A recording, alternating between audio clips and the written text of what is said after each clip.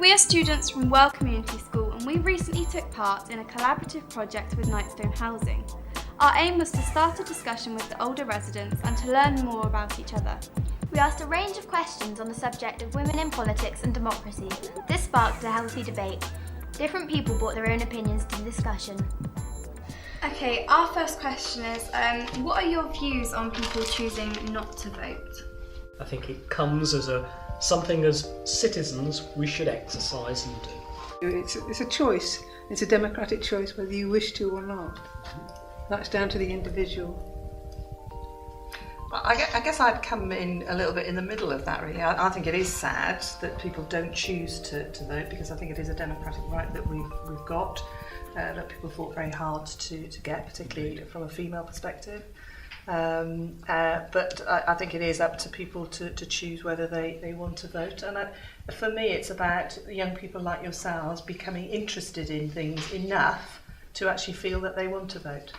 People should vote, really, because women have done quite a lot of work to try and get for you to vote, and you're basically just throwing it away if people aren't going to be bothered to actually vote. How aware do you think young people are of politics and voting today? But I suspect that people are not as aware as we would like them to be. And that's I guess, a challenge back to you as young people, is to how do we get more people involved? How do we get more people engaged in it and want to be interested in it, not just now, but into the future? But also, I think today, compared to when I was younger, there's so much pressure on the youngsters on other things, and so they're more concerned about getting their O levels or A levels or whatever you do today. And if we took the pressure away from them, perhaps the more youngsters would find it more interested. But they have pressures on everything today, far too much pressure.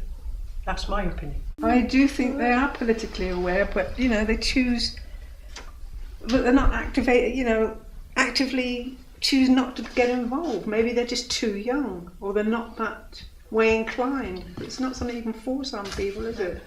You can have a spark. And as you say, now the schools are coming up with all these forums, people might become more interested and involved. But I do think they're aware, because you listen to the street talk when I walk down High Street. It is quite interesting to listen to them, the debates that are coming out. It's not about, everybody thinks they're talking about make-up boyfriends, etc. But some of the conversations sat around the Italian gardens are quite interesting from a youth point of view.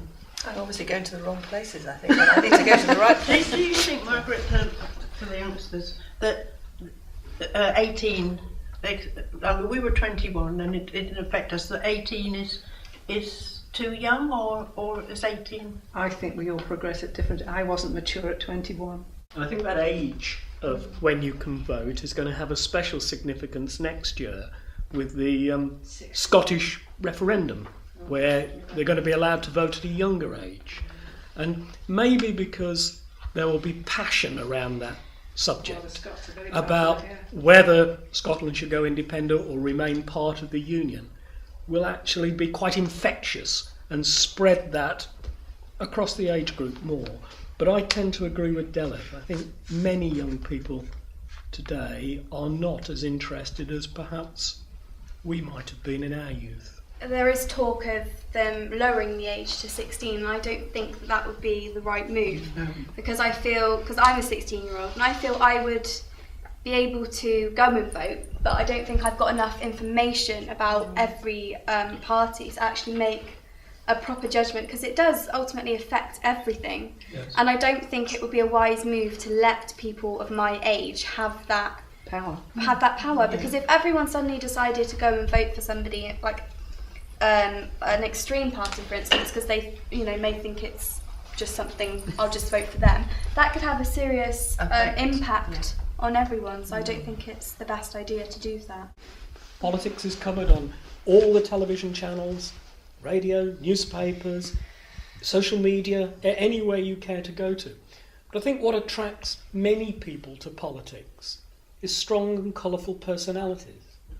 So in a way, it's how the politicians present themselves in their argument that will bring forward young people's interest, and indeed the interests across generations. Young people are not alone. On behalf of Worle, we'd just like to say thank you for coming and answering our questions. Thank you, because Thank you. it's It's been been a pleasure. fantastic. You're doing great. You're really great. I've enjoyed every minute. As students, we were all pleasantly surprised with what we learned. Everyone felt that we had left a positive impact on the older residents and that they had changed their viewpoint on the younger generation. After the discussion, they went on to say that they were glad we came and that they would now had faith in leaving democracy in our hands. I'm talking to Susie, one of the Community Empowerment Officers for Nightstone Housing. So, how do Nightstone think that the project has worked and has it worked well? I think from Nightstone's perspective, the project has worked really well. It's been a really great opportunity for our older residents to meet a really lively bunch of young people and to talk about things that they would never usually have the chance to, like women and voting and things like that. So yeah, I think it's been really beneficial. Secondly, how did the residents feel after we had left after our session talking to them? Well, when I spoke to the residents once the students had left, I think that they were really pleasantly surprised at what an engaging group of young people you were. They said that you were very bright and intelligent and had really interesting ideas about getting young people involved in voting and things like that. So yeah. Okay, now, if we repeated the project for Parliament Week again, or maybe Anti-Bullying Week, do you think there's anything you would change? To be honest, I think the process worked really well. It was good. It was in 3 stages. So when you came up with the questions and you brainstormed about what you wanted to ask the older residents, and then you came together with the older residents and you had that shared discussion, and then this last step of making the video and putting it all together. So I think the 3 steps worked really well. I think maybe in the future, maybe splitting into smaller groups and asking questions one-on-one, so you get to know the older residents a little bit better. That would be something to try. Okay, and finally, what was your opinion on your best bit of this whole project? I think my best bit was definitely spending time with you guys. I think you are such an amazing group of young people that have really interesting ideas about the world, and I think just sort of observing the whole process and you interacting with the older people. I think older people often have a certain sense of young people. They're kind of a bit doubtful of them, and I think that this was a really good way of getting you together as a group. Okay, thank you.